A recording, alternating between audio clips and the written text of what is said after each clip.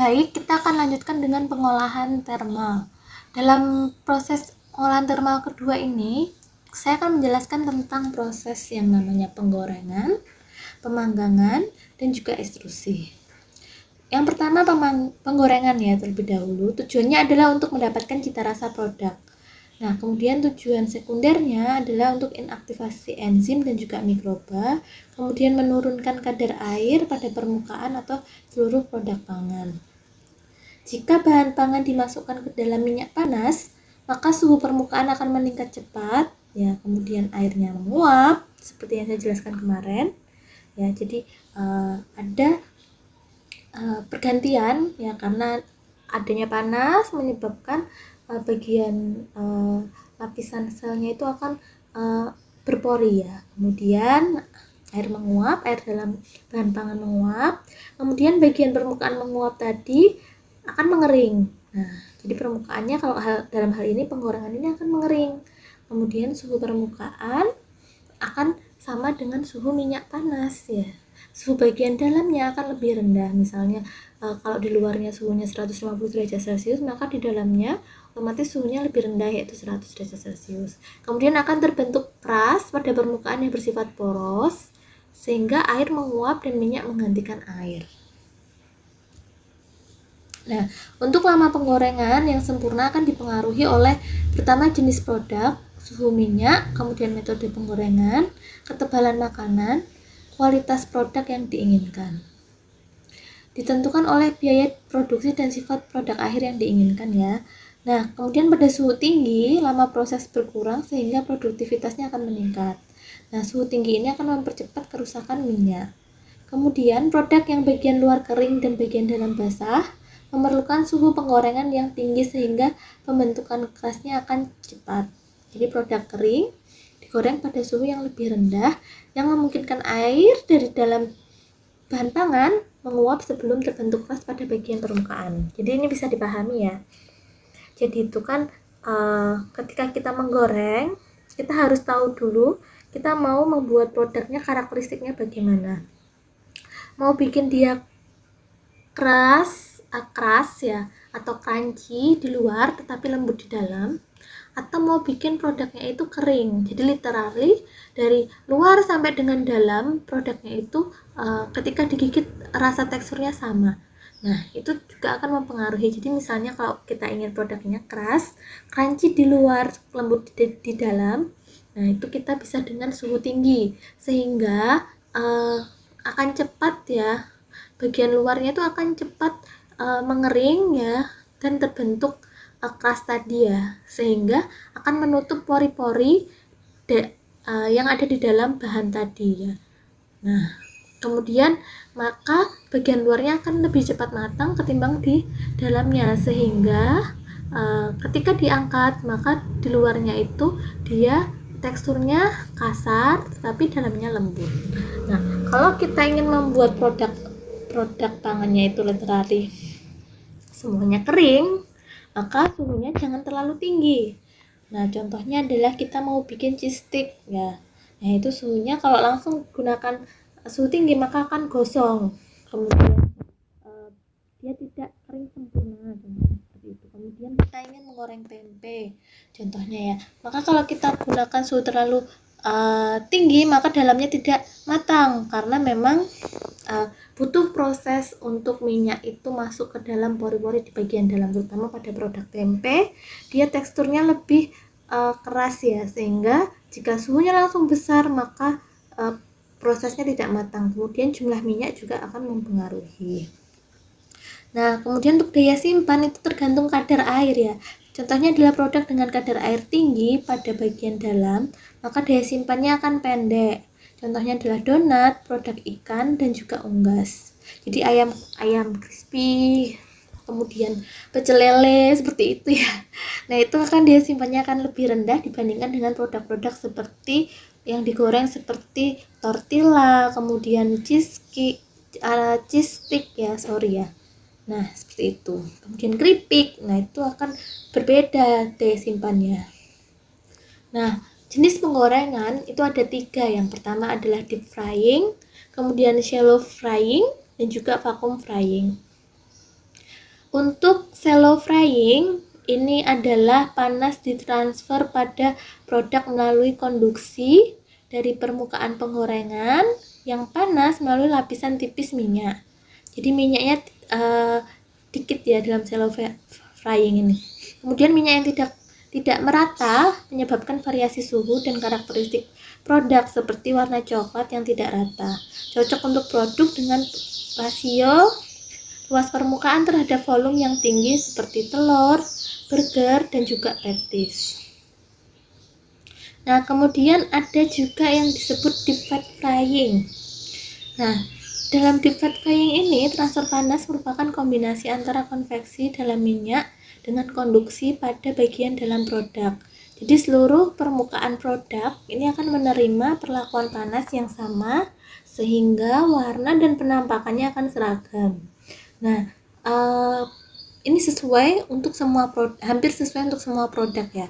Nah, kemudian produk dengan bentuk yang tidak beraturan dan rasio luas, kemudian permukaan terhadap volume yang tinggi cenderung menyerap minyak, sehingga pada deep fat frying ini akan kondisinya dia akan lebih berminyak ya dibandingkan dengan shallow frying. Nah, kemudian ini ada yang disebut dengan vacuum frying.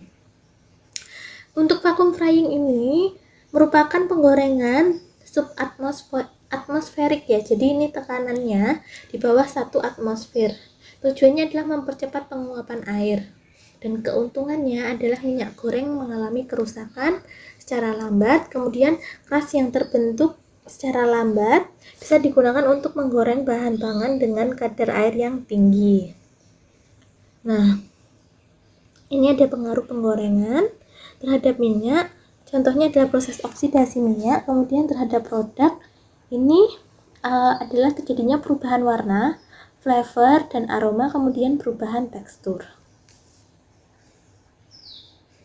Nah, kemudian selama penggorengan terjadi perubahan, seperti perubahan warna dan flavor, ini akan dipengaruhi oleh jenis minyak, kemudian frekuensi penggorengan minyak, suhu dan lama penggorengan, ukuran kadar air, karakteristik permukaan produk, kemudian perlakuan setelah penggorengan. Sebenarnya untuk ide penelitian pada minyak goreng ini sangat menarik ya. Jadi misalnya kalian ingin meneliti pengaruh bilangan asam atau angka peroksida pada lemak yang digoreng yang digunakan satu kali. Kemudian kalian juga bisa melakukan penelitian ingin melihat angka peroksida dari lemak yang sudah dilakukan 2 kali penggorengan. Nah, ini sering dilakukan. Kemudian juga bisa kalian melakukan penelitian terhadap misalnya kandungan fisik dan kimia minyak ya. Jadi antara minyak yang dia digunakan untuk penggorengan shallow frying dan juga deep frying, kita bisa lihat penyerapan minyaknya besar yang mana. Nah, saya pernah melakukan penelitian berdasarkan pada pengalaman pribadi, di mana shallow frying itu sebenarnya malah justru menyebabkan penyerapan minyaknya itu lebih banyak dibandingkan deep frying secara tidak langsung sebenarnya. Namun di sini karena memang kita deep frying yang digunakan itu minyaknya banyak, jadi kesannya penyerapan di dalam produk pangannya itu lebih banyak yang deep frying, padahal sebaliknya. Nah, kemudian untuk perubahan warna dan flavor ini, selain jenis, kemudian frekuensi, suhu dan lama penggorengan, maka ukuran, kadar air, karakteristik permukaan produk. Nah, setelah itu perlakuan setelah penggorengan juga akan mempengaruhi perubahan warna dan flavor. Nah, contohnya pada proses vacuum frying, ya, vacuum frying tadi tuh, misalnya setelah dilakukan penggorengan maka dilakukan spinner atau proses penirisan dengan menggunakan alat yang namanya spinner, maka lebih maksimal.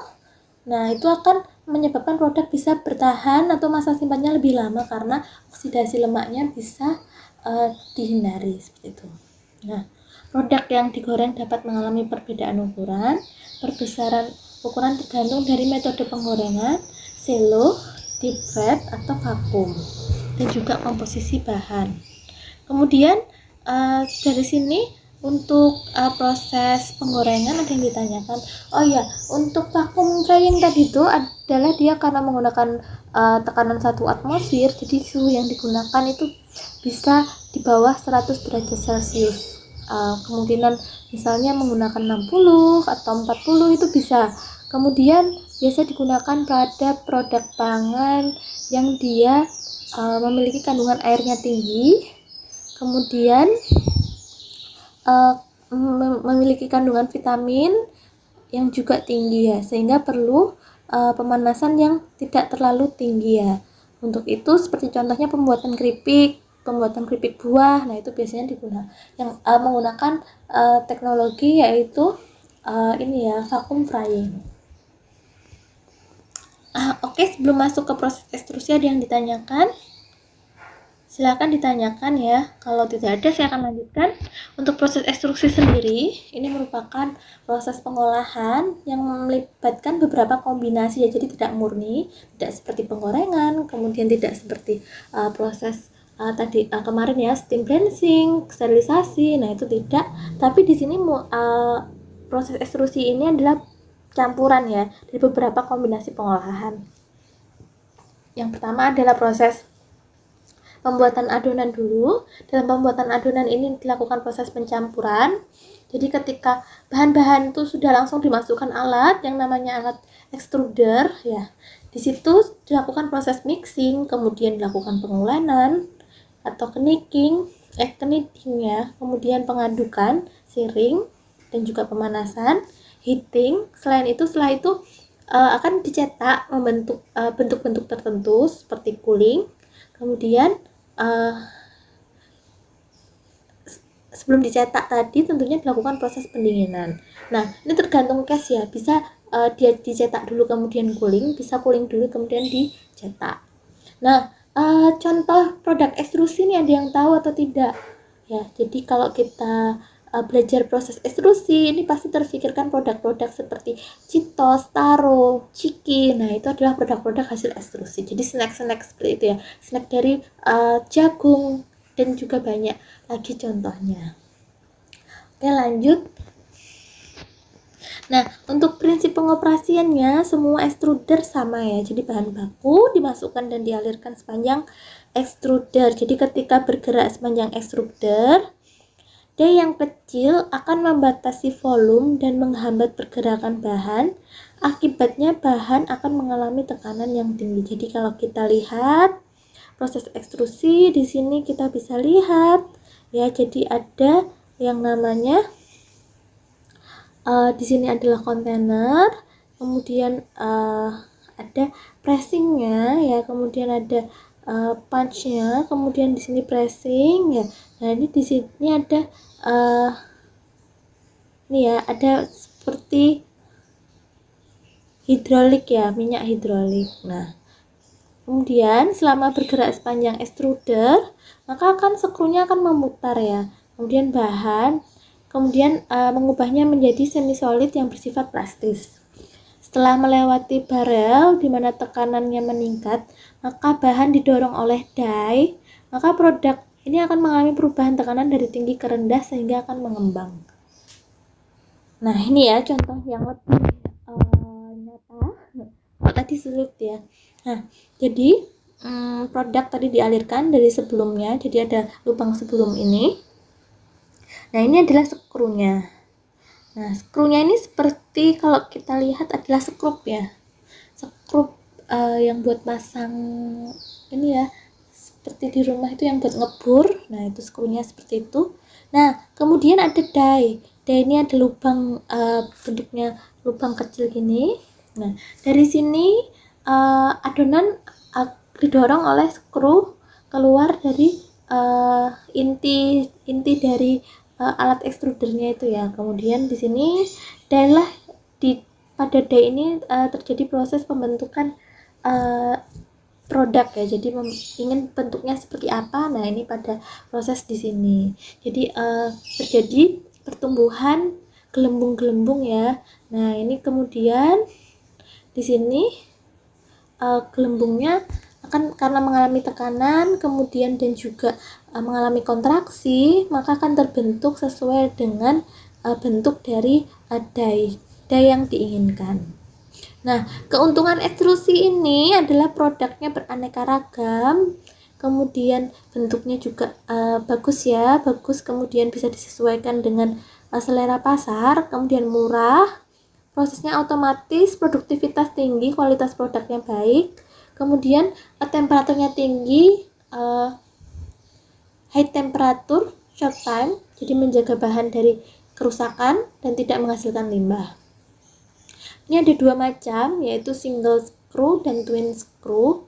Kemudian metode operasinya ada secara dingin dan juga ada yang namanya secara pemasakan. Nah, kemudian ini untuk single screw ya, jadi skrunya satu. Kemudian ini untuk twin screw atau double screw ya. Nah, ini skrunya adalah dua. Nah, keuntungannya dimana pada produk yang pada produk yang skrunya itu double, maka dia lebih mudah ya, lebih ringan, tidak tergantung pada feed rate. Kemudian kontrol transfer panasnya juga lebih baik, dapat digunakan untuk bahan yang berminyak, lengket atau basah, dapat digunakan untuk berbagai ukuran partikel. Nah, sedangkan untuk single screw ini ada macam-macamnya, yaitu high shear, medium shear, dan juga low shear. Nah, high shear ini adalah tekanannya akan tinggi, kemudian suhunya tinggi. Nah, biasa digunakan untuk produk snack dan cereal breakfast. Kemudian untuk medium shear ini untuk breeding, kemudian texturized vegetable protein, dan juga pada produk pangan hewan. Kemudian untuk low shear ini kecepatannya rendah, tekanannya rendah, ini biasanya untuk pasta, produk daging, dan juga gum. Nah, ini selain tidak bergantung pada feed rate ya, bisa digunakan untuk berbagai partikel tadi sudah ya.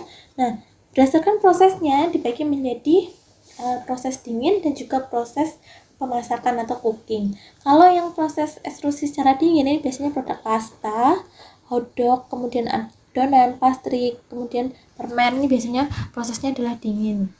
Kemudian ekstrusinya secara pemasakan ini adalah produk-produk coklat seperti itu ya, kemudian serealia, kemudian yang berbasis protein.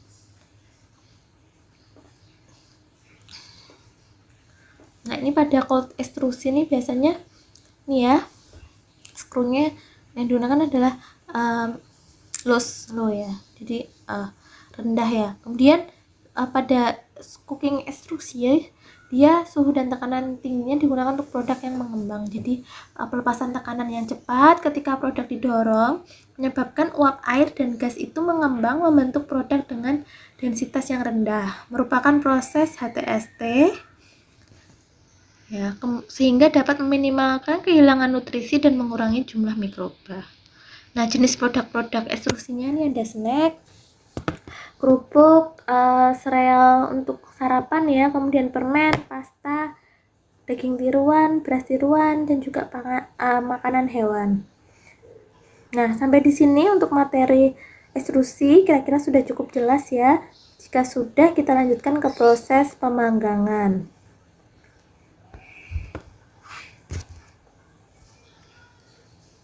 Pada proses pemanggangan, prinsipnya adalah merupakan proses thermal suhu tinggi ya, jadi panas yang diberikan pada produk ini berasal dari dinding oven melalui radiasi, jadi secara tidak langsung.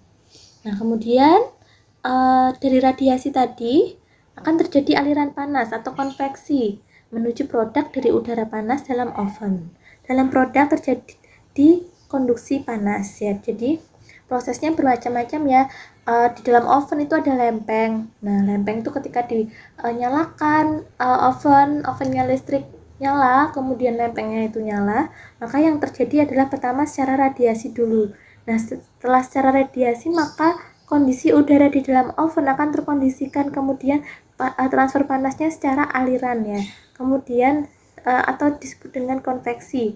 Nah, kemudian ketika konveksi itu aliran tadi itu sudah masuk pada produk, nah di dalam produk itu terjadi proses panasnya secara konduksi. Nah, pemanggangan merupakan proses utama dalam membentuk karakteristik produk yang diinginkan seperti struktur, tekstur, flavor, dan juga warna. Nah, produk hasil pemanggangan ini contohnya adalah roti, cake, biskuit, crackers, kemudian cookies. Nah, ini dia memiliki perbedaan karakteristik yang diinginkan. Ini contohnya ya. Nah, bentuk dan juga karakteristik ini kan berbeda-beda, ini dipengaruhi oleh suhu, kemudian jenis adonan dan juga waktu. Nah, suhu ini terlalu tinggi akan menyebabkan keras ya, sehingga menyebabkan ukuran produknya lebih kecil.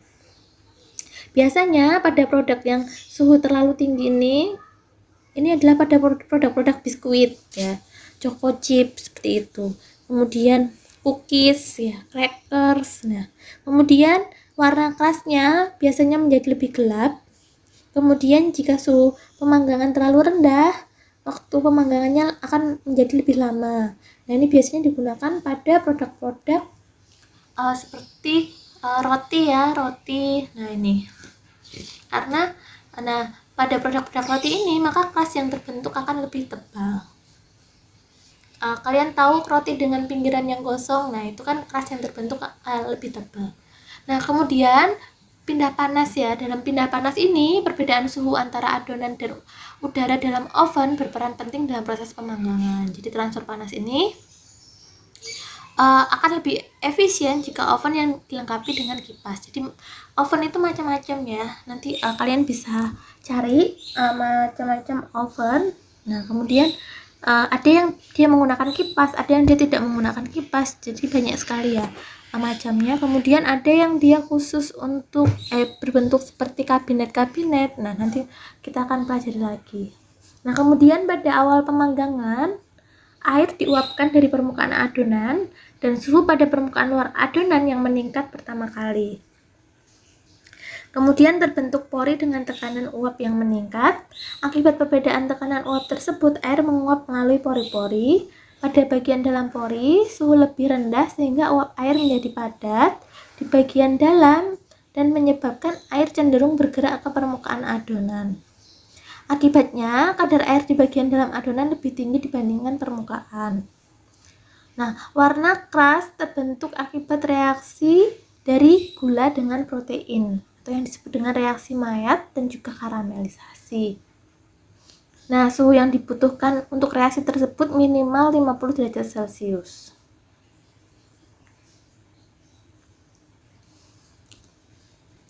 Kalau waktu pemanggangannya semakin lama, maka warnanya akan semakin meningkat ya. Nah, kemudian pemanasan yang cepat akan meningkatkan transfer air sehingga reaksi pembentukan warna terbentuk lebih awal. Dampaknya adalah warna produknya menjadi gelap. Ini contohnya ada oven yang statis, ada tunnel, kemudian ada blower. Nah, ini contohnya adalah roti, cake, dan juga crackers. Ini suhu pemandangannya berbeda-beda. Kemudian waktunya juga berbeda-beda. Dan karakteristik produk yang terbentuk juga akan berbeda-beda. Nah, pada suhu ini ya, pada suhu rendah, maka air yang berkurang banyak, volumenya meningkat, akibatnya keram menjadi lemah dan kering, kemudian terbentuklah adonan sehingga terjadi proses pengembangan. Nah, sedangkan pada suhu yang terlalu tinggi, kualitas cake-nya jelek karena keramnya tidak matang, volume kecil, kemudian keram tidak beraturan. Jadi seperti good time itu dia keramnya tidak beraturan. Kemudian kalau kita lihat roti, dia cenderung lebih beraturan. Tetapi dalam hal ini seperti produk crackers ya, seperti crackers, kemudian roti kering, itu kan memang karakteristiknya yang diinginkan seperti itu ya. Jadi memang keram yang tidak beraturan itulah yang diinginkan, contohnya seperti itu. Nah, untuk biskuit ya, permukaan adonan mengering cepat akibat penguapan air yang cepat. Kemudian penguapan dari bagian dalam menuju permukaan cepat akan terjadi, akibatnya semua bagian adonan menjadi kering. Nah, pada biskuit ini dia kadar airnya cenderung lebih rendah ya kalau kita lihat dibandingkan dengan kadar air pada biskuit pada crackers apa ya namanya, pada produk-produk seperti Good Time itu apa ya namanya, crackers ya mungkin ya. Nah kemudian dibandingkan dengan roti, suhunya kan pasti kadar airnya jauh lebih rendah pada biskuit. Karena apa? Pada biskuit itu sudah dicetak dan dia tidak merubah bentuk dari cetakan yang sudah dilakukan sebelum proses pemanggangan. Mungkin sekian untuk materi pengolahan secara thermal ya. Kemudian ada pengolahan dengan menggunakan air atau uap air, kemudian penggorengan, ekstrusi dan pemanggangan. Sekian dari saya. Wassalamualaikum warahmatullahi wabarakatuh.